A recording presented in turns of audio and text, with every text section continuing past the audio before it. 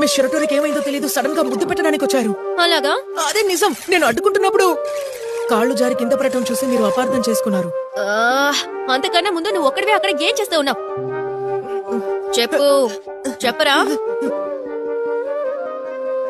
Work out చేస్తున్నాను, push-ups pull-ups లాంటివి. ఏంటి? నేను బలవంతున్నవాలనుకున్నాను. అలాంటప్పుడు ఈ విషయాన్ని ఎందుకు సీక్రెట్ గా ఉంచావు? అది మీకు తెలియకుండా నేను బలవంతున్నైతే అది కూల్ గా ఉంటుందనుకున్నాను. ఏమన్నావు నువ్వు? అంటే నీలో ఉన్న సింహాన్ని లేపావా? అలాగే అనుకోండి, నేను ఒక అబ్బాయినే కదా. బలవంతున్నవుతే మీరు నన్ను చూసి కూల్ గా ఫీల్ అవుతారనుకున్నాను.